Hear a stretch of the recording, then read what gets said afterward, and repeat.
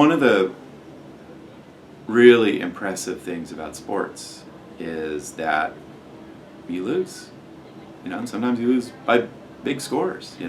My first Little League team, lost one game 54-1, and they had to shut the game down. It was a spectacle, and I think that's in a way what adult life is like. Is there are losses and there are failures, and any person who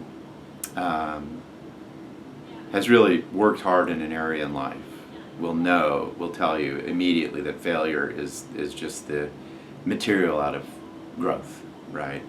And so I think one of the lessons we've learned from the scientific literature that's absolutely empowering is the lesson of self-compassion. And it really boils down to some core themes of remembering that failure is part of being human, and all the great athletes and all the great scientists and all the great, human beings fail, often more so than they succeed. So failure is part of being human. Failure is part of a broader process of development, right? So, you were an athlete, and athletes will tell you, like, there's a period where my batting average dipped or struggled on the court or just didn't have my game right, where you learn, and the mind is equipped to learn about that.